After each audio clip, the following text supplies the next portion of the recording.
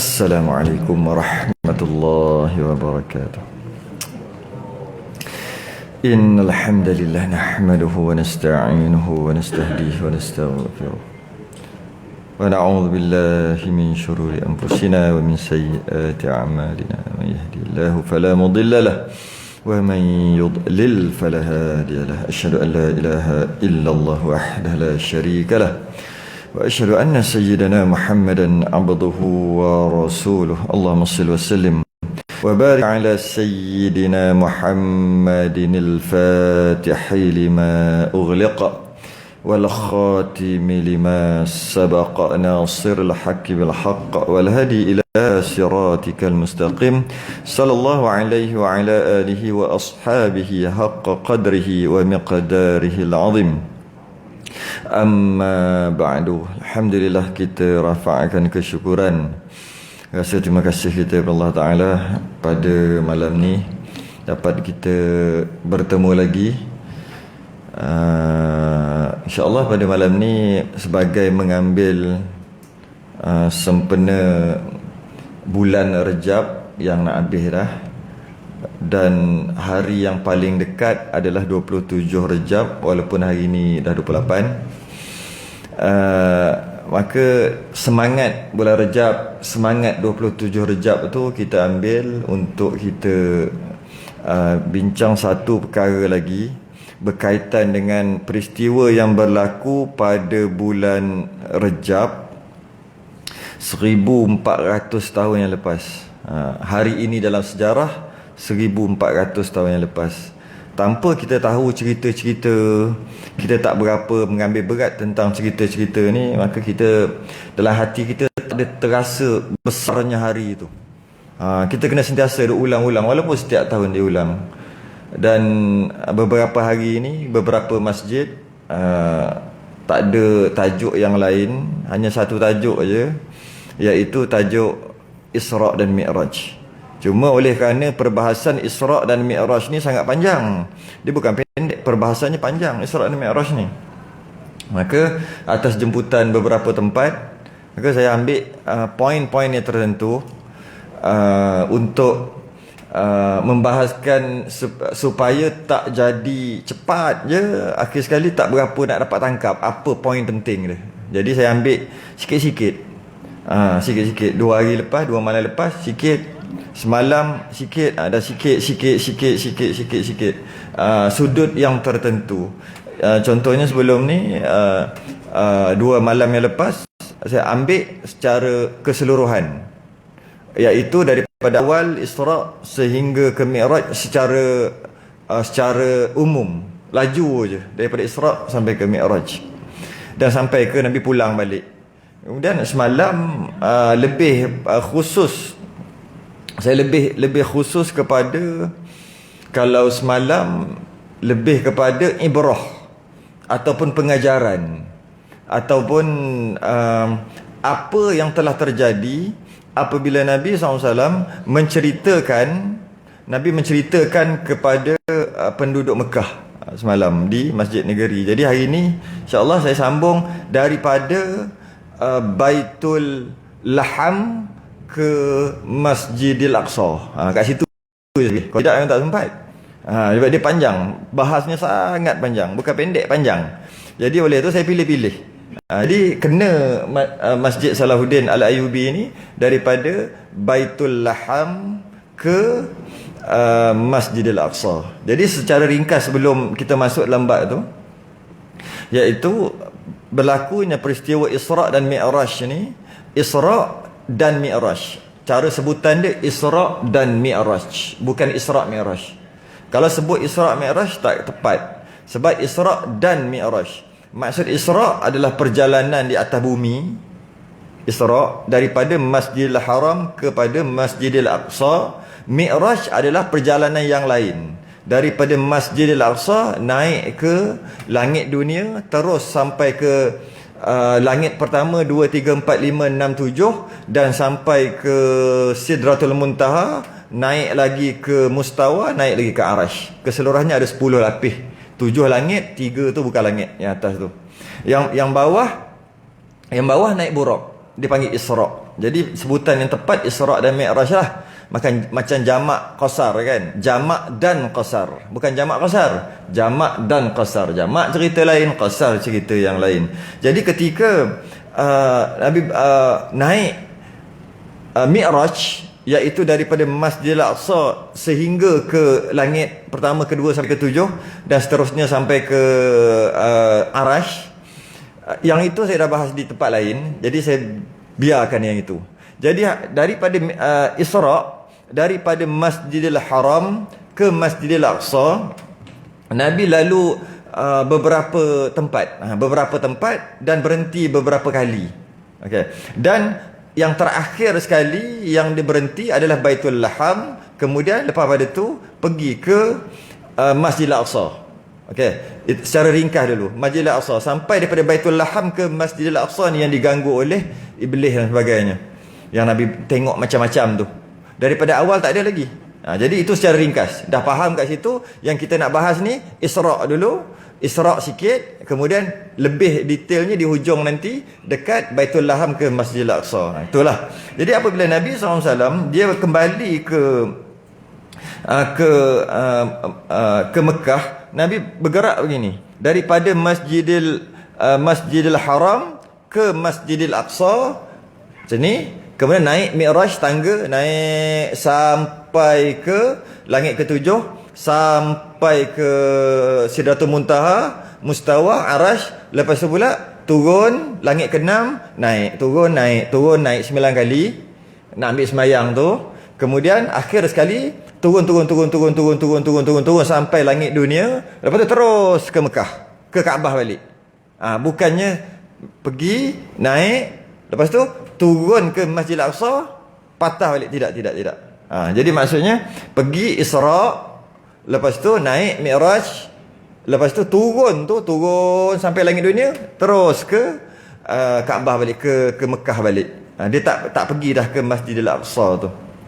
Itu perjalanan secara ringkas dulu untuk kita faham. Jadi sebelum tu yang mana jangan menolak Isra'. Siapa yang menolak Isra', kufurlah dia, kafirlah dia, kerana sabit daripada surah Al-Isra' ayat yang pertama. Subhanalladzi asra bi'abdihi laylan minal masjidil harami ilal masjidil aqsa alladzi barakna hawlahu linuriyahu min ayatina innahu huwas sami'ul basir. Allah telah memperjalankan hamba-Nya pada satu malam daripada Masjidil Haram ke Masjidil Aqsa. Kami telah berkati di sekeliling Masjidil Aqsa tadi, dan kami telah perlihatkan kepadanya sebahagian daripada tanda-tanda kebesaran kami, dan sesungguhnya dia adalah maha mendengar lagi maha mengetahui. Sebelum kita terus ni, saya seronok untuk share satu perkara, iaitu bila kita sebut Masjidil Haram ke Masjidil Aqsa, kena ingat Masjidil Haram tu bukan lawannya halal, ya. Sebab ramai orang salah faham. Dia kata Masjidil Haram, haram tu apa lawan haram? Lawan haram tu halal. Bukan. Haram tu maksud hurmah. Hurmah tu maksud dihormati, dimuliakan. Masjidil Haram, masjid yang dimuliakan. Bukan Masjidil Haram, masjid haram, haram yang lawannya halal, makruh, sunat. Bukan tu. Masjidil Haram asal dia perkataan hurmah. Dah jadi bahasa Melayu dah. Hormat. Hormah. Hormat tu apa? Respect lah, dimuliakan, dihormati. Jadi Masjidil Haram, masjid yang dihormati, ke Masjidil Aqsa. Jadi sewaktu Nabi menyampaikan, saya nak ulang sedikit cerita ni, waktu Nabi menyampaikan peristiwa yang telah berlaku ketika satu malam tu kepada penduduk Mekah setelah turun daripada setelah Mi'raj tu, maka terbahagilah kepada 3 golongan. Terbahagi kepada 3 golongan orang yang mendengar. Cerita pelik ni. Cerita ni memang pelik, pergi sekejap je. Dah sekejap pergi singgah macam-macam tempat, naik pula tu. Bila naik sampai ke langit, lepas tu turun dalam malam yang sama. Ni cerita pelik. Bila Nabi SAW menceritakan kepada penduduk Mekah waktu tu, yang mana dalam surah Al-Isra' juga ada menyebut wa ma ja'alna ar-ru'ya allati arainaka illa fitnatan linnas. Sesungguhnya dijadikan Isra' dan Mi'raj ni sebagai ujian bagi manusia. Betul jadi ujian betul. Siapa nak percaya waktu tu? Apabila Nabi cerita satu persatu apa yang telah berlaku, Nabi tak cerita Mi'raj lagi. Nabi baru cerita Isra' baru. Perjalanan. Orang dah tak terima. Kalau cerita naik langit lagi orang tak terima. Risaunya Nabi menceritakan. Cerita juga sebab Allah suruh cerita. Maka Nabi menceritakan. Apabila Nabi bercerita, terbagi kepada 3 golongan. Golongan yang pertama macam Sayyidina Abu Bakar As-Siddiq. Terus dengar, terus percaya. Yang hebat Sayyidina Abu Bakar ni dia seloroh, bukan seloroh, dia saja cakap lebih-lebih. Bila ada orang cerita, kau dah jumpa tak kawan baik kau? Siapa? Muhammad, dah jumpa belum? Setelah Nabi cerita, waktu tu Sayyidina Abu Bakar tak ada. Dah jumpa belum? Kau tahu dia cerita apa hari ni? Dia hari ni dia kata dia pergi ke Masjidil Aqsa, dalam satu malam dia balik-balik. Sedangkan nak pergi ke Masjidil Aqsa semua orang tahu memakan masa 1 bulan perjalanan.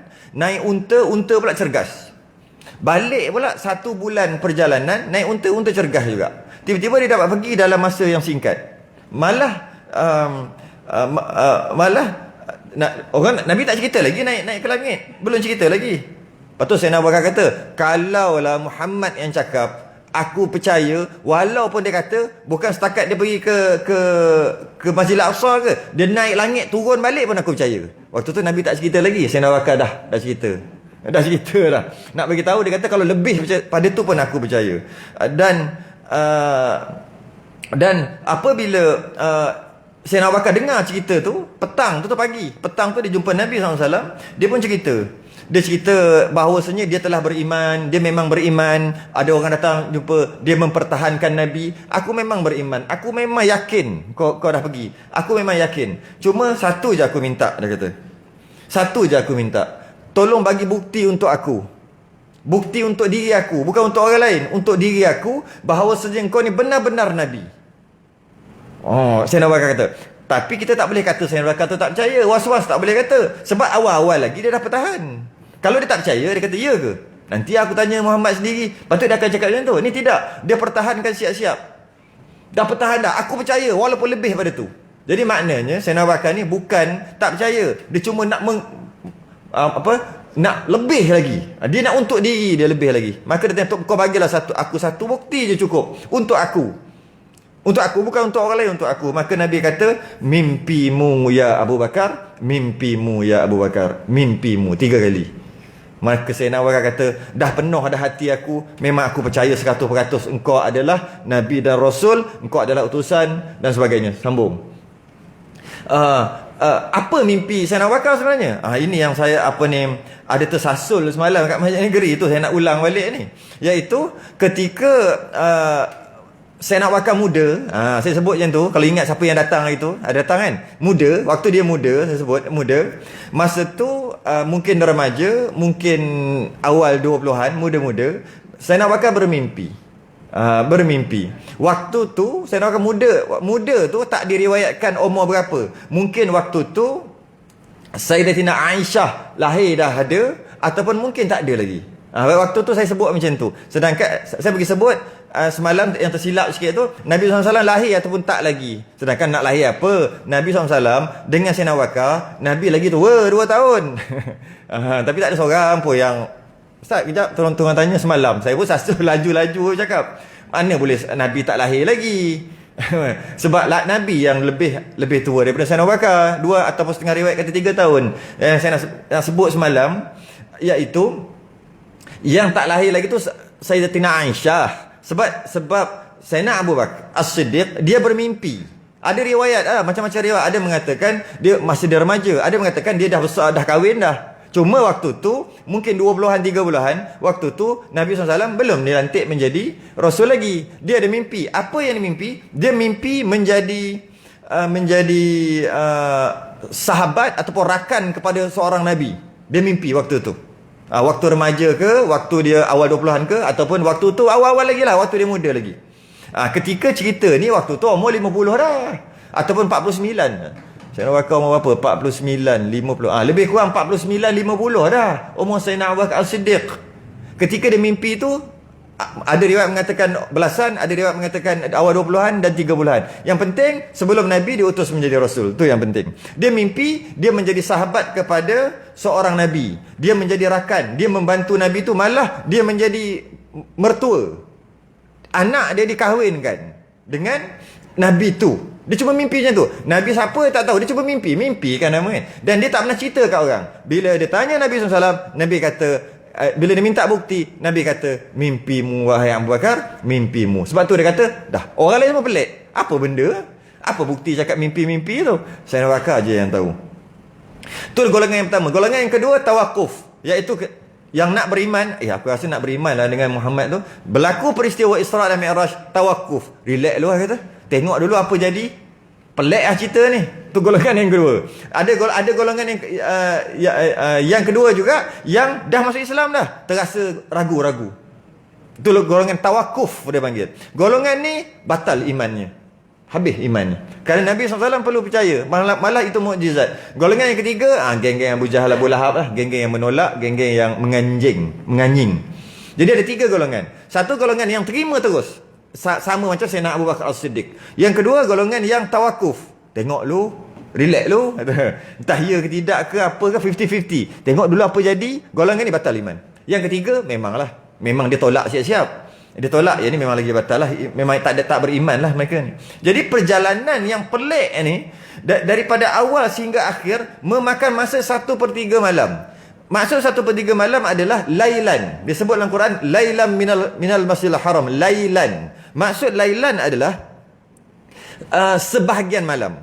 Maksud sebahagian malam dalam Isra' dan Mi'raj adalah 1/3 malam yang akhir.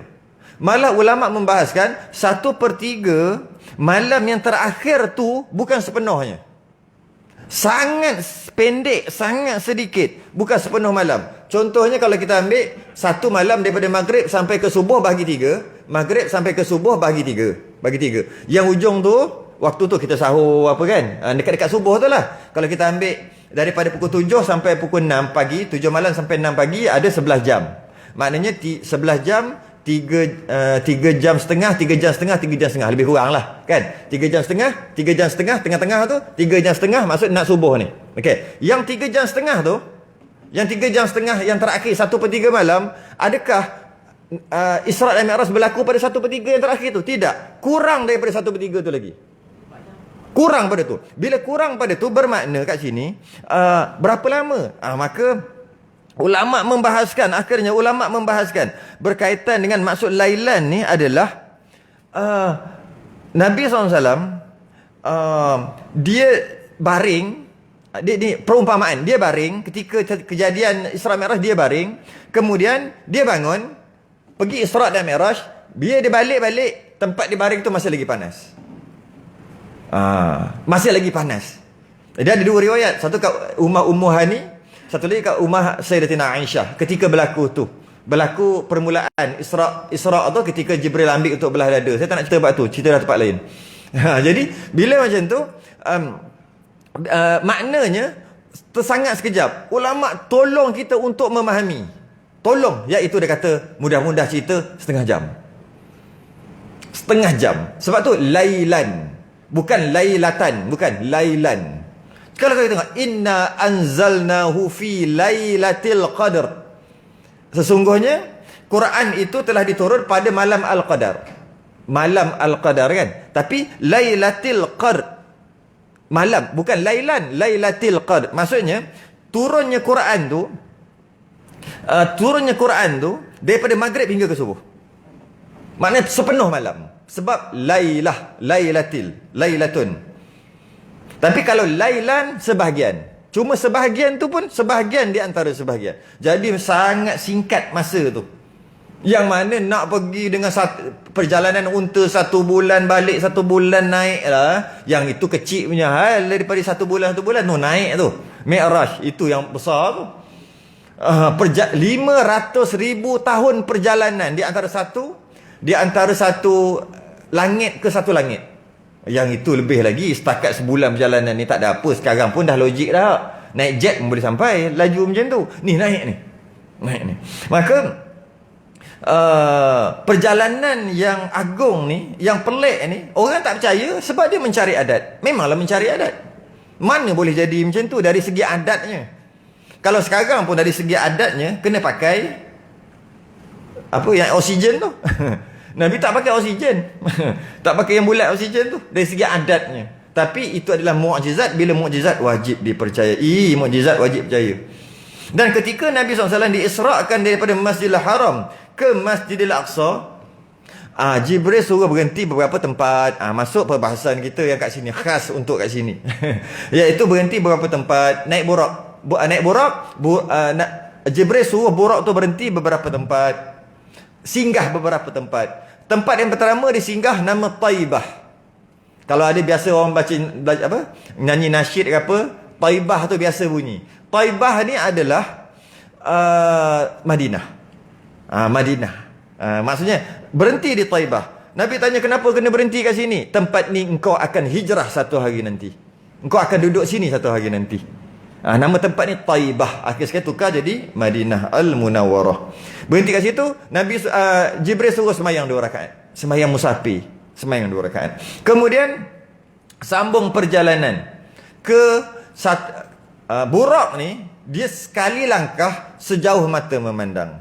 Sekali langkah jauh. Jadi pergi lagi sekejap, pergi lagi sikit, berhenti lagi. Jibril suruh berhenti. Berhenti dekat satu tempat nama Madian. Tempat yang diutuskan Nabi Syuaib alaihissalam. Jadi burak tu berhenti dekat satu pokok. Yang mana kat satu pokok ni Nabi Musa pernah bersandar kat situ, pernah berteduh kat situ apabila dia dikejar oleh bangsa Qibti, kerana dia membunuh seorang Qibti yang sama bangsa dengan Firaun tu kan. Dia bukan nak bunuh pun, dia kuat, dia tolak sikit je mati. Maka Qibti tu bangsa Qibti tu marahlah sebab Nabi Musa Bani Israel, bangsa Israel. Jadi bergaduhlah Israel, bangsa Israel. Bukan Israel yang ni Israel bangsa betul, ya Bani Israel tu. Bukan Israel yang Zionis ni, bukan. Bangsa Israel tu bergaduh dengan bangsa Qibti kan Nabi Musa tadi lah. Jadi bila dia dikejar, dia pernah rehat dekat satu pokok di satu tempat nama Madian. Alah, cerita ni biasa masyhur. Nabi Musa pergi tengok ada telaga, ramai ada kat telaga tu. Kemudian ada perempuan 2 orang bawa kambing, tapi tak pergi ke sana, tak ambil air, tunggu orang semua balik baru dia ambil air dan sebagainya.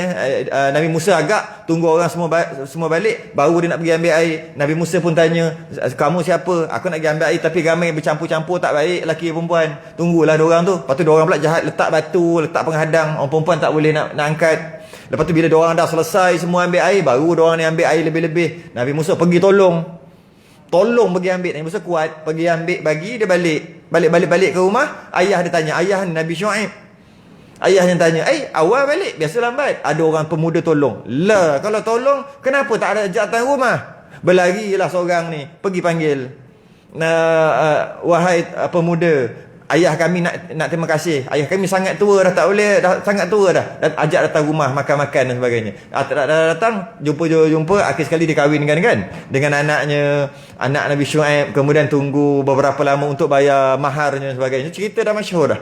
Lepas pada tu, habis pada tu, maka Nabi Musa nak balik ke Mesir, ke tempat Mesir, tempat dia lah. Hantar ke Mesir. Akhir sekali yang berlaku sesat 40 tahun. Yang ini dia berhenti di satu tempat, satu pokok yang pernah Nabi Musa bersandar. Berhenti situ, Jibril kata berhenti dan semayanglah 2 rakaat. Di tempat ni. Ya, kemudian teruskan perjalanan hingga ke satu tempat yang ketiga, perhentian ketiga, nama Bukit Tursina. Bukit Tursina ni tempat Nabi Musa AS menerima Taurat dan berkata-kata dengan Allah. Nabi Musa Kalimullah. Dia gelaran dia Kalimullah kerana dia berkata-kata, bercakap dengan Allah. Dan diriwayatkan dalam surah An-Nisa, wa kallamallahu Musa taklima. Jadi oleh tempat tu bersejarah, maka singgah Nabi SAW ke situ dan sembahyang 2 rakaat lagi. Sambung lagi Perjalanan, satu tempat lagi berhenti, Buraq berhenti, Jibril suruh, satu tempat nama Baitul Laham. Ni nak masuk ni. Baitul Laham, tempat Nabi Isa AS dilahirkan, Siti Maryam dihalau dan sebagainya. Lari pergi satu tempat, panjang lah cerita tu. Akhir sekali, Nabi Isa sendiri, kecil-kecil, baby-baby, umur 2-3 hari, duduk cakap dah, Aku adalah Isa bin Maryam. Aku akan diutuskan menjadi Rasul. Aku akan dilantik menjadi Rasul dan sebagainya. Akhir sekali, berhenti di tempat Baitul Laham tu. Jibril suruh berhenti dan sembahyang 2 rakaat. Lepas pergi Baitul Laham ke Baitul Maqdis, kat situ baru kena kacau dengan Ifrit lah kita kata. Jin Ifrit. Kena kacau kat situ. Kita akan bahas tu sekejap lagi. Apa yang kena kacau, apa yang digambarkan oleh Nabi oleh Allah kepada Nabi SAW. Sambung lagi lepas ke Baitul Maqdis, kemudian terus barulah sampai ke Masjidil Aqsa. Kemudian Jibril azan bila sampai ke Masjidil Aqsa. Maknanya Masjidil Aqsa adalah perhentian yang kelima. Isyarat sembahyang 2 rakaat semua sembahyang di 5 tempat. 5 kali berhenti, yang kelima adalah Masjidil Aqsa. Isyarat bahawasanya Nabi SAW akan ambil sembahyang 5 waktu nanti. Isyarat aja, tak ambil lagi, tak naik lagi. Tapi isyarat awal-awal dah ada. Bunga-bunga tu dah ada dah. Jadi Jibril azan, dan semua roh-roh para nabi daripada Nabi Adam sampai ke Rasul akhir zaman, semua roh-rohnya datang ke situ, ramainya sangat. Nabi SAW ditolak, disuruh oleh Jibril untuk jadi imam. Maka bermula saat itu kita gelar Nabi adalah Sayyidul Anbiya wal Mursalin, ketua para nabi dan rasul. Masa tu masa tu. Jadi Nabi sembahyang bersama dengan para nabi-nabi dan rasul-rasul yang dahulu, roh para nabi dan rasul. Tapi Nabi ada sembahyang ke? Kan sembahyang tak ambil lagi. Nabi ada sembahyang dia sendiri, sembahyang siang, sembahyang pagi tu, dan sembahyang malam. Memang dah dia sembahyang. Yang sembahyang 5 waktu tu yang baru nak ambil ni, Nabi sendiri ada sembahyang, tapi tak diwajibkan bagi umatnya. Hanya diwajibkan bagi dia je waktu tu. Diwajibkan bagi umat, nak pergi ambil lah ni. Nak pergi ambil. Dan Nabi sembahyang, kemudian baru Mi'raj. Stop kat situ lah. Saya tak nak pergi Mi'raj tu. Jadi ada di antara Baitul Laham ke Baitul Laham ke Masjidil Aqsa ada 11 peristiwa. Malah ada riwayat lain sampai 17 peristiwa. Saya nak ambil 11 sebab yang itu je yang kuat. Ada lagi 6 riwayat lain. Daripada riwayat yang agak lemah, peristiwa yang berlaku. Saya cuma ambil 11 peristiwa yang berlaku di antara Baitul Laham ke Masjidil Aqsa. Kata tadi Baitul Laham tempat Nabi Isa lahir ke Masjidil Aqsa. Sebelum tu kita ingat, kita perhati, Jibril suruh Buraq berhenti di 4 tempat. Apa kita dapat faham daripada perkara ni? Kita dapat faham perkara ni, kenapa perlu berhenti di Madian? Kerana tempat dia bersejarah. Kenapa perlu berhenti di Taibah di Madinah? Sebab tempatnya bersejarah. Kenapa mesti berhenti di Baitul Laham? Kerana tempatnya bersejarah. Kenapa perlu berhenti di Bukit Tursina? Tempatnya bersejarah. Jadi kita dapat faham kat sini, kita boleh mengambil keberkatan, tabarruk daripada kemuliaan tempat tu. Ini Nabi ajar kita secara tak langsung. Kita boleh ambil keberkatan daripada tempat. Dengan maksud, kalau tempat tu mulia, kita boleh ambil keberkatan. Yang kita sibuk nak doa kat Raudah tu kenapa? Sebab tempat tu mulia. Kenapa kita sibuk nak pergi Masjid Nabawi buat apa? Sebab itulah. Sebab tempat tu bertempat bersejarah, tempat yang mulia. Malah kita pun amal macam tu kan. Tempat-tempat mulia-mulia kita buat sebagai, apa dia panggil, tempat bersejarah lah. Tak boleh kacau. Kerajaan ambil alih. Bagaimana tu? Tempat bersejarah. Lebih-lebih lagi, tempat bersejarah tentang keagamaan, agama kita. Lagilah kena jaga. Antara tempat yang tak dijaga adalah tempat kelahiran Nabi SAW. Kerajaan Arab Saudi tak jaga. Jadi apa? Pustakaan orang cakap. Saya tak tahu. Maktabah. Katanya dah jadi maktabah dah. Tak jaga. Sepatutnya kena jaga. Sepatutnya. Sebab rumah tu bersejarah. Tempat lahir Nabi. Tak berjarah ke? Tapi apa yang terjadi tak macam tu. Mari kat sini kita dapat faham, kalau tempat tu bersejarah, tempat tu dimuliakan, tempat tu ada keberkatan, kita boleh ambil tabarruk. Kita semayang kat situ ke apa ke sebagainya ke. Ada seorang tok guru ni hebat contohnya. Dia datang ke masjid tu untuk semayang. Tok guru ni memang hebat, wali Allah. Lama dah 200 tahun lepas. Kita pergi ke masjid tu kerana ini bekas tempat ada wali Allah semayang. Boleh? Boleh. Ambil keberkatan daripada tempat ada. Dia boleh ambil keberkatan daripada orang. Boleh juga. Yang pergi nak pergi tahnik tu apa? Sibuk dia cari ustaz. Tahnik sendiri. Kita tahu mulut kita macam mana lah. Macam tu lah. Anak aku jadi mulut macam aku lah nanti kan. Nanti ambil keberkatan daripada orang. Ramai kan. Sekejap lagi ada tahlil kan. Ada tahlil sekejap lagi.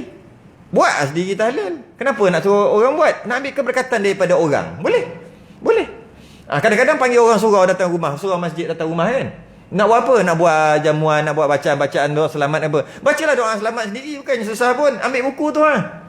Kenapa ajak orang surau? Ambil keberkatan daripada orang. Boleh. Tak ada masalah. Ambil keberkatan daripada tempat. Boleh. Boleh. Bukan minta dekat tempat tu. Bukan minta dekat orang. Minta dekat Allah. Ambil keberkatan. Ambil keberkatan. Jadi 11 peristiwa yang berlaku tu di antara Baitul Laham ke Masjidil Aqsa. Yang pertama diganggu oleh jin Ifrit. Ketua jin lah ni, Ifrit, kena ganggu. Macam-macam lah ganggu, dia buat muka buruk muka. Nabi SAW melihat Ifrit tu terkejut buruk muka. Macam tu. Buruknya muka. Macam tu. Dia kacau lah, dia panggil, mai kejap, aku nak cakap. Macam tu lah, dia ganggu. Tapi Nabi tak layan. Sedangkan Nabi SAW sekarang ni nak pergi Isra' dan Mi'raj menuju Allah. Bertemu Allah. Dalam perjalanan bertemu Allah, Ifrit kacau. Dan ada satu gambaran, satu kefahaman yang kita boleh dapat dalam keadaan kita nak menuju ke Allah, pasti ada gangguan. Minal jinnati wan nas. Sama ada jin ataupun manusia, mesti ada ganggu. Mesti ada ganggu. Nak datang masjid mesti ada ganggu. Mesti ada gangguan. Nak lamalah aku duduk tak peduli kat agama, sekarang nak bertaubat, pasti ada gangguan. Maksud gangguan tu mesti ada halangan. Mesti ada halangan. Nak datang masjid, kadang isteri tak bagi. Hari ni tak payahlah bang. Hari ni kan titik. Buatlah cerita apa. Semalam ada tikus 2 ekor. Takut. Buatlah cerita apa pun. Jadi takut hari ni tikus tu keluar balik. Sebab seekor tikus tu dia sempat pukul. Nanti dia balas dendam hari ni macam mana bang? Abang tak payah pergilah. Buatlah cerita macam mana pun. Akan ada halangan. Anak isteri akan ada halangan daripada anak isteri. Akan ada halangan daripada kawan-kawan. Lama tak jumpa, jom ngeteh apa sekarang pukul 7. Ajak lagi 7.45. Sempatlah sembahyang maghrib. Tak pergi masjid. Ngeteh je pasal. Ngeteh pukul 10 boleh. Ngopi lagi boleh. Ngeteh je. Nampak dia akan ada gangguan-gangguan macam tu. Tambah-tambah kalau nak beli mengajar, nak belajar ilmu-ilmu yang penting, ilmu fardu ain, ilmu tauhid, lagilah banyak gangguan. Nak mengajar ilmu tauhid banyak gangguan. Malah dengan dalam line ni pun ada gangguan. Tiba-tiba itu setekat line tak clear. Gangguan nak ajar tauhid. Tauhid ni pasal. Pasti akan ada gangguan, pasti. Kadang-kadang gangguan tu diri nafsu kita sendiri. Kadang-kadang gangguan daripada orang sekitar. Kadang-kadang gangguan daripada orang yang besar, tak bagi buat, tak bagi. Tak apa-apa, tapi gangguan mesti ada.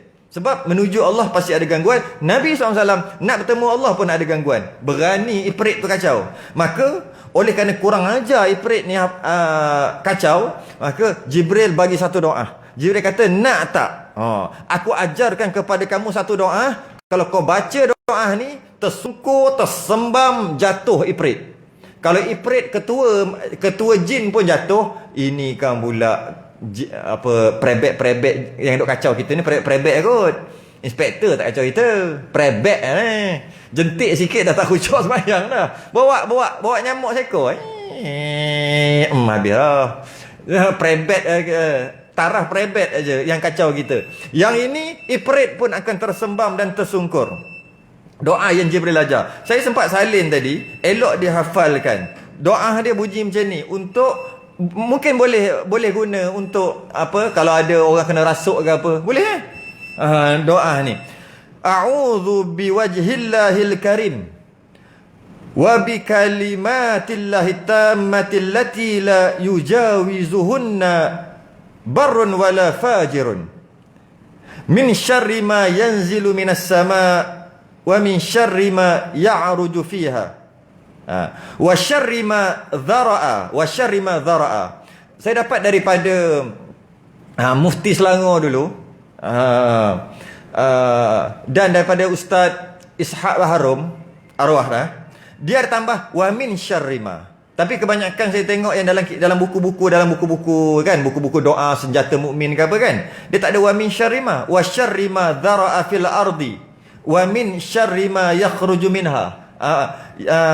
Bukan wa syarri ma dhara'a fil ardi wa syarri ma yakhruju minha wa fitanil laili wan nahari wa tawariqil laili wan nahari. Yang saya nak cerita yang saya dapat ni lah. Saya dapat jadi sambung balik a'udzu biwajhillahil karim wa bi kalimatillahi tammati allati la yujawizuhunna barrun wala fajirun min syarri ma yanzilu minas samai wa min syarri ma yakhruju fiha wa min syarri ma dhara'a fil ardi wa min syarri ma yakhruju minha wa min fitanil laili wan nahari wa min tawariqil laili wan nahari illa tariqan yatruku bi khairin ya rahman. Boleh cari apa ni hadis tu, dalam hadis ni.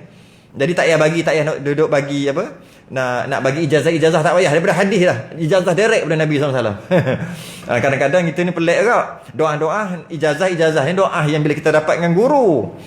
Kalau doa daripada hadis nak ijazah benda, Nabi dah ijazah kita. Ni daripada hadis. Tak payah ijazah, boleh ambil terus. Boleh cari pun. Dia beza sikit aja. Ada satu dua riwayat tu beza sikit. Yang ada min dengan tak ada min. Tu aja. Dan baca doa ni maka tersungkur. Tersungkur. Tu yang pertama. Yang kedua,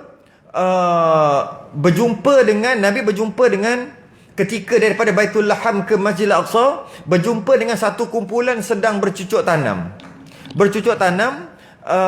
Dan tumbuh hasil. Secara cepat tumbuh hasil. Tumbuh hasilnya, dia pun ambillah hasil tu. Ambil buah.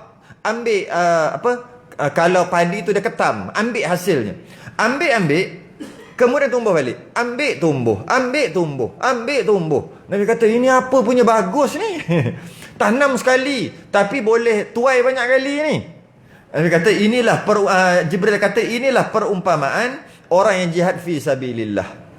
Dan orang yang infak fi sabilillah, mengeluarkan harta, sebahagian hartanya fi sabilillah kerana Allah Ta'ala, maka dia akan tumbuh sampai 700 kali. Dan setiap 700 tangkai tu akan ada 700 lagi. Itu infak fi sabilillah dengan jihad fi sabilillah. Penting tu. Kita mungkin tak boleh jihad fi sabilillah, tapi infak fi sabilillah takkan tak boleh. Kemudian perjalanan diteruskan.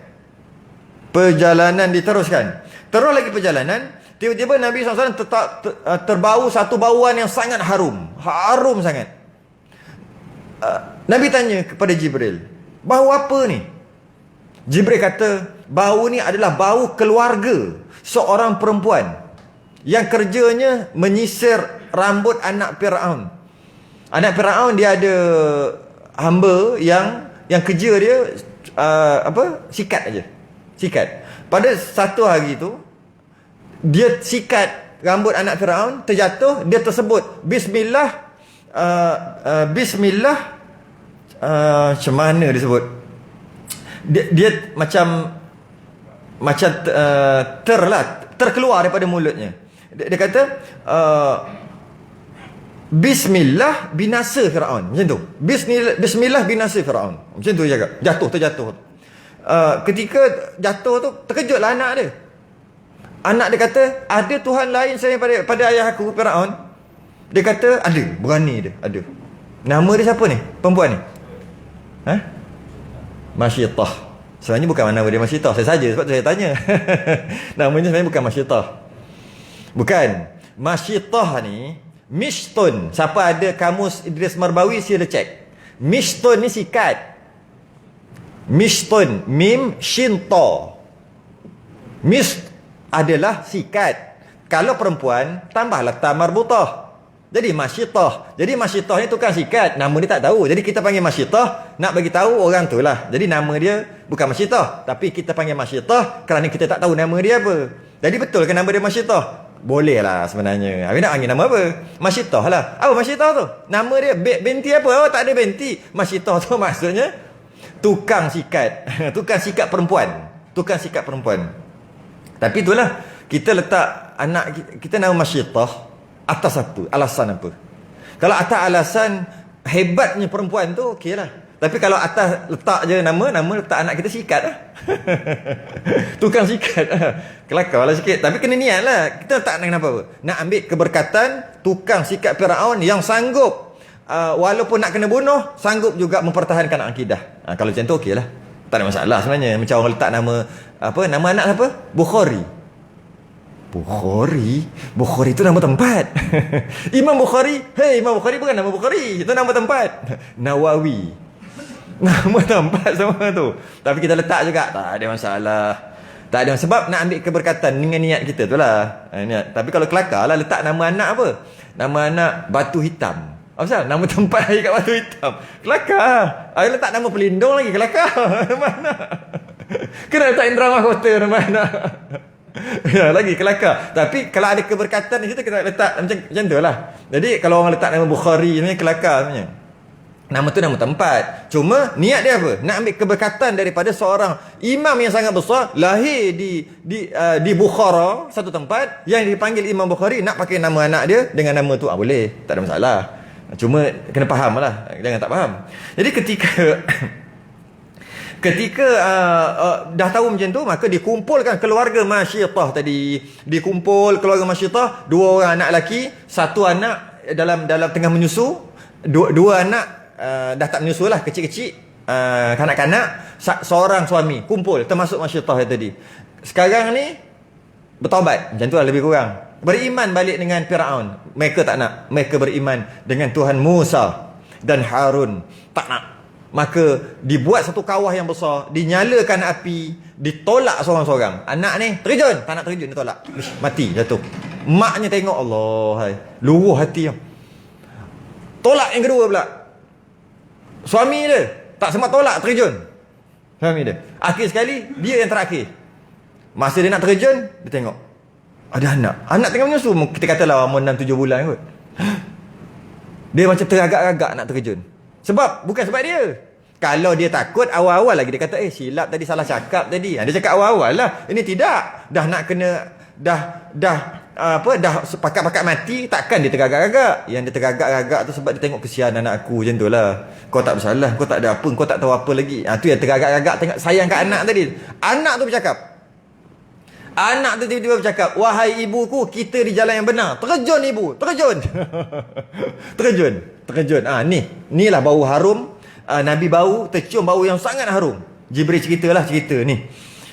Kemudian daripada Baitul Laham ke Masjidil Aqsa juga terjumpa lagi satu kaum yang kerja dia pecahkan kepala dia sendiri.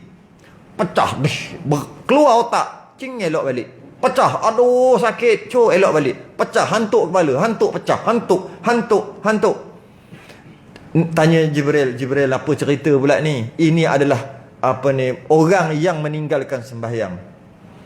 Apa kena-mengena meninggalkan sembahyang dengan hantuk kepala dekat hantuk kepala sampai pecah? Apa kena-mengena? Apa kaitan? Mana connection dia? Kaitan dia menyesal. Dia meninggalkan semulia-mulia ibadah. Sangat mulia ibadah. Tapi dia tinggal. Menyesal sangat. Tak boleh buat apa dah. Menyesal sangat. Cara dia pecah kepala. Tersangat menyesal. Dan begitulah berulang kali. Bagi orang yang meninggalkan sembahyang dengan sengaja. Jalan lagi. Maka diperlihatkan lagi pada Nabi. Macam mana diperlihat ni? Kita nak cakap pun susah lah. Nabi dibayang di macam mana. Boleh kita kata mungkin macam wayang lah kot. Kan lalu ada wayang, tengok macam tu lah. Kita nak bayang macam mana lagi. Sebab Nabi dalam perjalanan naik burak daripada Baitul Laham ke Masjidil Aqsa. Masa bila? Macam kita naik motor kan, tiba-tiba ada besar TV, kita pun tengok macam tu kan. Macam tu lah boleh kita kata kot. Habis nak bayang macam mana lagi. Nabi diperlihatkan yang keempat, sekumpulan orang hanya menutup secebis kain je dekat kemaluan depan belakang, sikit secotek letak. Allah, sikit lah tu perangai macam binatang. Mengangkat macam tu kot, perangai macam binatang. Jalan 4 kaki macam tu. Macam binatang. Perangai macam binatang. Lepas tu pula tengok macam tu, tengok batu, ambil batu, makan. Batu daripada neraka, batu panah, makan. Tengok bara api, makan. Tengok pokok tajam, makan. Pahit, makan. Semua dah makan. Apa punya kerja ni? Mereka, kata Jibril, orang yang tak bayar zakat harta. Tak bayar zakat harta. Hati-hati, harta yang cukup haul dan nisab. Cukup haul dan nisab, wajib bayar zakat harta. Haul, tahun, nisab berapa ribu, berapa jumlah, wajib bayar. Yang saya duduk dapat mesej, dapat soalan, orang yang duduk sibuk duduk keluarkan bilik SP tu. Pak, kena bayar tak? Kena bayar ke tak? Serabut kepala nak jawab. 20, 30 soalan. Orang yang sesak macam tu je sibuk nak bayar zakat. No! Yang juta bilion tu patut kena bayar. Ini keluar 10,000, petang habis tinggal 3,000. Esok tinggal 500. Bayar hutang. Itu tak ada zakatnya. Tapi dia orang ni, saya dah keluar 6,000 mula-mula, lepas tu saya keluar 4,000 lagi. Dah kena zakat tak? Geram je kadang-kadang. Bukan geram kat dia, geram kat yang besar-besar tu. Orang yang kena sibuk. Ustaz, saya adalah harta saya dalam 1.7 bilion lah. I rasa you rasa I kena zakat lah. Dah bilion-bilion kena cakap I you lah kan. You rasa I kena zakat ke? You ustaz kan? You rasa I kena. Baru seronok sikit nak cakap 2.5%. No, sedap cakap. Berapa harta you? I kira. Baru seronok. Ini yang keluar 10,000, yang keluar 15,000. Sibuk nak zakat. Haul tak cukup, nisab pun tak cukup. Nisab kalau dekat KL, yang saya ingat Selangor KL 20,000. Kalau di area Kelantan tu 16,000. Pahang ni 18 kot. Tak tahulah, area tu lah. Berapa? 20 juga. 20,500. Oh, sama juga. Wah, hebat orang Pahang. Tinggi rating rate. Saya agak je. Yang saya ingat area 20,000 lah. Tapi ada tempat yang sampai tak banyak sangat. Dia punya tu dalam 16 macam tu. Boleh check dekat pusat zakat. Jadi dah lah haul tak cukup. Keluar baru tu. Lepas keluar pula banyak benda ni. 3 bulan kereta nak bayar ni makan guru-guru. Macam-macam nak bayar. Dia ni lah yang sibuk nak bayar zakat. Bagus tak? Bagus lah. Sepatutnya yang sibuk nak bayar zakat bukan yang ini. Kadang-kadang tak bayar. Saya jawab lain kali copy paste. Buat satu jawapan yang umum, copy paste. Zakat kena bayar. Kalau tidak jadi yang dipertunjukkan pada Nabi, dia tutup depan sikit, tutup belakang sikit, perangai macam binatang, duk makan benda-benda kotor, benda-benda yang tajam.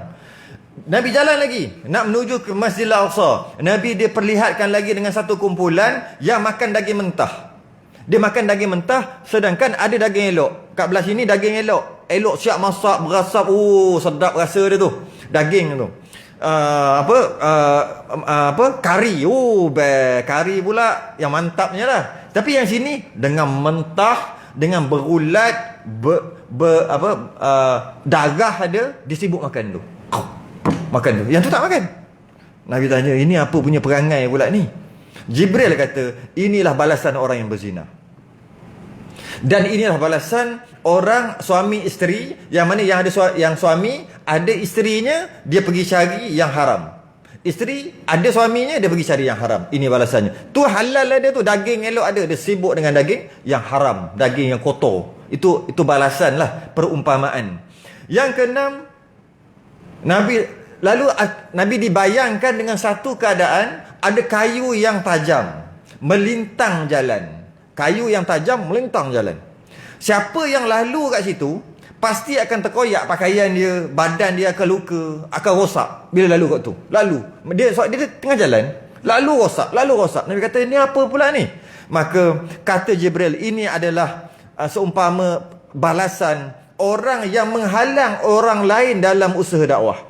Elok-elok je ada agama dia cantik je, dia duk sibuk duk halang. Dia tak nak pergi tu bagus, tak apa satu hal. Bukan bagus lah, tu dia punya pasal lah.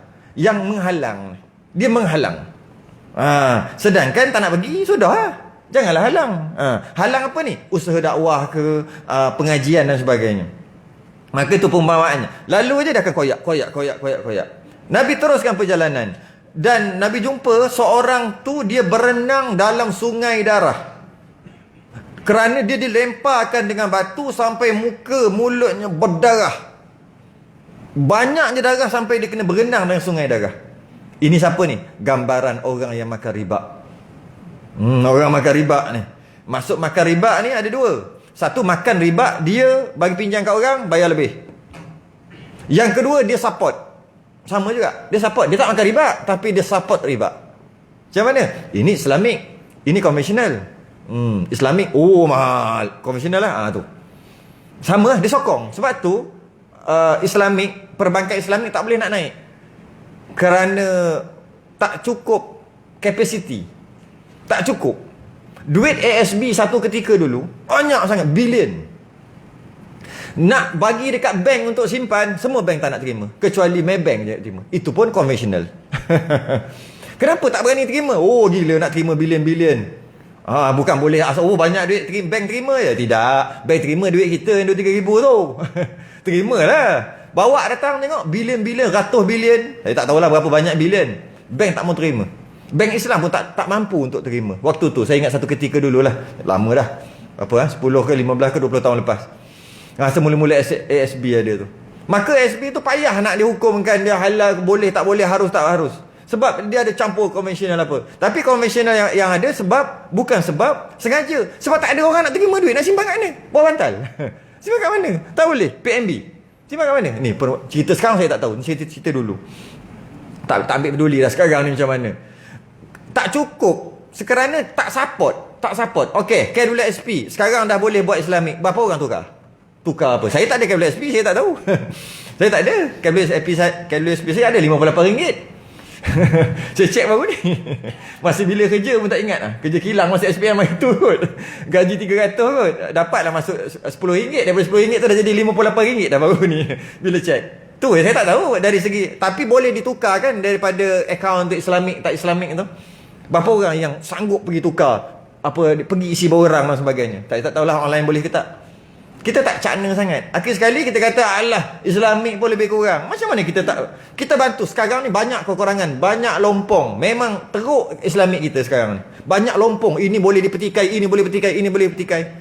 Tapi untuk dia naik, kita kena sokong dulu. Bila naik, masa tu barulah buat betul.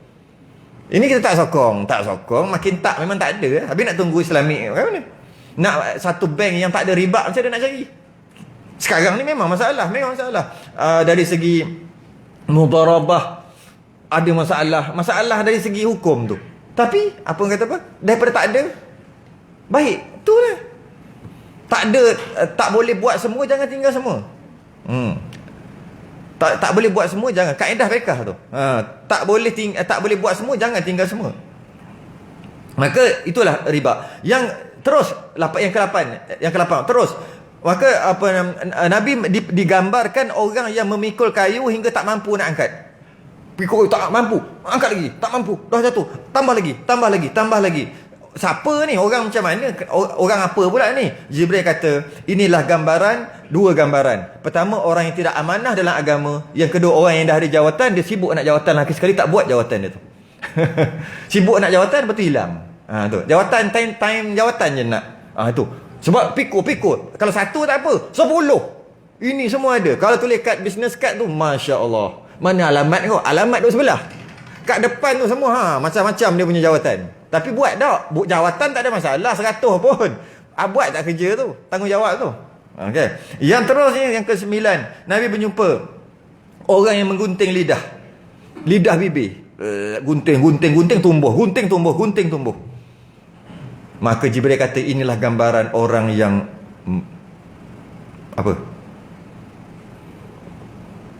orang yang menyebarkan fitnah. Mengadu domba, menyebarkan fitnah. Tu gunting lidah. Teruskan perjalanan. Kepada ni. Okey, boleh stop dah. Teruskan perjalanan. Nabi jumpa lagi yang ke-10. Orang yang garu muka tapi kuku dia dengan tembaga. Macam ni. Garu muka, garu dada. Macam ni. Garu, berdarah darah. Ni gambaran apa pula ni? Kata Jibril, inilah orang yang membawang. Boleh ya? Orang yang membawang, yang yang mengumpat, mencela. Inilah geng-geng ni lah, garu muka dengan tembaga. Teruk yang perbuatan tu, tapi kita solek perkataan. Aku nak bagi tahu. Benda yang betul lah dia solek tu. Benda yang betul. Aku nak cakap je. Aku bukannya nak hina, aku cakap aja. Tu semua tu. Sekadar semua tu duduk mengumpat lah. Aku nak cakap je pun. Dan benda ni benda betul. Betul tak betul, mengumpat tetap nak mengumpat. Dia solek. Akhir sekali dah tak ada perkataan untuk dia solek, dia guna satu perkataan membawang. Nak bagi nampak bawang ni kan sedap makan kan. Solek lah tu. Solek tu. Yang ke sebelah yang terakhir, Nabi melihat ada kebau keluar daripada lubang yang kecil, kemudian kebau tu tak boleh masuk balik ke lubang tu. Yalah, dia keluar daripada lubang yang kecil, lepas tu tak boleh masuk balik. Maka kata Jibril, ini gambaran orang yang sombong. Iaitu bila dia sombong, itu kita panggil sombong kembang tu kan. Kau ni puji sikit kembang dah. Tu kot agaknya. Sebab saya tak tahu lah masuk kembang tu. Jadi bila dia keluar, kebau ni keluar daripada lubang yang kecil, kau ni nak masuk balik tak boleh. Tak boleh. Dia adalah gambaran mungkin kesombongan dia tu. Dengan sombong dia ramai yang terluka. Bila ramai yang terluka, nak berobat dah tak boleh dah. Nak kembali balik. Macam itulah istilahnya. Kenapa Nabi diperlihatkan macam tu. Kemudian barulah Nabi sampai ke Masjidil Aqsa. Habis dah cerita. Saya nak kena sambung kat Pelindung pula kan ni. Panjang cerita ni. Ni sambung kat Pelindung pula. Pelindung tu masjid Masjid Pelindung utama. Ni Pelindung apa pula ni? Jadi maka dapat difahami kat sini perjalanan Nabi SAW yang sangat panjang. Nabi menerima watikah, kewajipan solat, susah nak dapat, macam-macam cobaan, rintangan yang dia lalui. Maka kita hargailah solat yang kita dapat dengan cara belajarlah solat, belajarlah syarat dan rukun sunat dan sebagainya. Jangan nak janji solat aja. Sebab nak dapat solat ni banyak apa dia panggil ni, halangan yang Nabi tempuh. Betulkan yang salah, baikikan yang belum sempurna. Tak memadai sekadar nak semayang je, tak memadai. Itulah sedikit kisah. Satu sudut je, satu sudut. Jadi bolehlah siapa nak dengar sudut-sudut yang lain, kumpul daripada 3 hari 2 hari lepas sampai 2-3 hari lepas nanti, 5 hari. 5 hari Isra Mi'raj, kumpul jadi lengkap lah sekitar Isra Mi'raj. Hari ni satu sudut aja. Wallahu a'lam. InsyaAllah kita akan datang, kita akan sambung kitab kita Idamah Menuntut. Akan datang punya kelas kita. Kita tangguh dulu. Kita sudahi dengan tasbih kafarah dan suratul subhanakallahumma hamdik asyhadu an la